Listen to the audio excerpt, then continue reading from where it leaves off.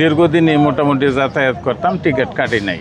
যেহেতু টিকিট কাটি নাই, রেলওয়ে আমার কাছে টাকা পাবে, এই টাকাটা হনে পরিশোধ করার চিন্তা করছি। আল্লাহ আমার করাইছে, খুব শান্তি লাভ করতেছি যে আমি পরিশোধ করতে পারছি। কিশোর বয়সে টিকিট না কেটে অসংখ্যবার রেল ভ্রমণ করেছেন। 50 বছর পরে সে নিজের ভুল বুঝতে পেরে সেই টাকা পরিশোধ করেছেন 60 বছর বয়সী মোহাম্মদ মফিজুল ইসলাম। মফিজুলের বাড়ি গাজীপুরের শ্রীপুর উপজেলায়। 1976 সালের পর অন্তত 2 বছর বিনা টিকিটে রেলের ছাদে করে শ্রীপুর থেকে ঢাকায় যেতেন। ঢাকায় নেমে ট্রেনে দায়িত্বরত পুলিশ সদস্যদের হাতে কিছু টাকা ধরিয়ে দিতেন। ওই ছাদের উপরে কাঁঠাল নিয়ে যাইতাম তো, কিন্তু ছাদের উপরে উঠলেই টিকিটের কোনো দাম ছিল না। ওই জেআরপি পুলিশে এক টাকা দেওয়া লাগতো। এইভাবে আমি দীর্ঘদিনই মোটামুটি যাতায়াত করতাম, টিকিট কাটি নাই। যেহেতু টিকিট কাটি নাই, রেলওয়ে আমার কাছে টাকা পাবে। দীর্ঘ 5 দশক পরে সে কিশোর বয়সে করা ভুল বুঝতে পারেন। অনুশোচনা থেকে রেলওয়ের টাকা ফেরত দেওয়ার সিদ্ধান্ত নেন। আমার চিন্তাটা হইলো এরকম যে আমি তো আগে বুঝি নাই, আর ইচ্ছা থাকলেও করি নাই। কারণ ছাদে উঠলে আমার টাকা দেওয়াই লাগে, তাই আমি টিকিট কাটবো কে? কিন্তু কোম্পানি তো টাকা পাবে, সরকার তো টাকা পাবে। এই টাকাটা হনে পরিশোধ করার চিন্তা করছি। আল্লাহ আমার করাইছে, খুব শান্তি লাভ করতেছি যে আমি পরিশোধ করতে পারছি। ছুটে যান শ্রীপুর রেলওয়ে স্টেশনে। সহকারী স্টেশন মাস্টারকে অনুরোধ করেন তাকে 20,000 টাকার টিকিট দেওয়ার জন্য। তবে একসঙ্গে এত টাকার টিকিট না থাকায় বিষয়টি ঊর্ধ্বতন কর্তৃপক্ষকে জানানো হয়।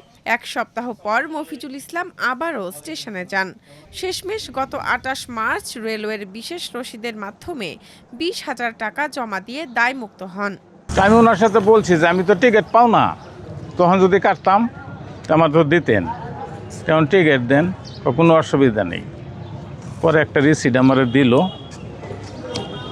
20,000 টাকার। এই এলো রিসিটটা।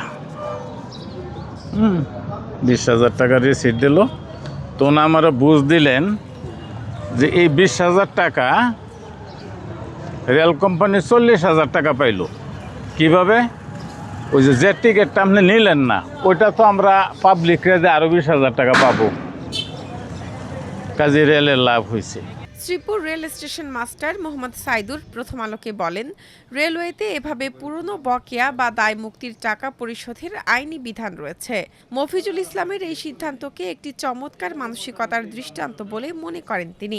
এই মফিজুল ইসলাম ভাই একদম দৃষ্টান্ত, মানে আমার ব্যক্তিগত দিক থেকে একদম দৃষ্টান্ত। মানে অনেকেই মানে তার অনুধাবন আসতেই পারে, অনুশোচনা আসতেই পারে, কিন্তু 20,000 টাকা রাষ্ট্রীয় কোষাগারে জমা দেওয়া, রেলের রাষ্ট্রীয় কোষাগারে জমা দেওয়া আসলে একটা দৃষ্টান্ত। তবে অনেকেই আছেন যারা টিকিট কাটতে পারেননি বা অনুশোচনা এখন এসেছে, বা আপনারা বাংলাদেশ রেলওয়ের রাষ্ট্রীয় কোষাগারে টাকা জমা দিয়ে দায় মুক্তি নিতে চাচ্ছেন। বাংলাদেশ রেলওয়ের প্রত্যেকটি রেলওয়ে স্টেশনেই এই টাকা জমা দেওয়ার সুব্যবস্থা আছে। নির্দিষ্ট একটা কোডে বাংলাদেশ রেলওয়ে রাষ্ট্রীয় কোষাগারে টাকা আপনারা জমা দিতে পারবেন। মফিজুল ইসলাম শ্রীপুরে একটি মাদ্রাসা পরিচালনা করেন। রেলওয়ের টাকা ফেরত দিয়ে বর্তমানে তিনি স্বস্তি অনুভব করছেন বলে জানান।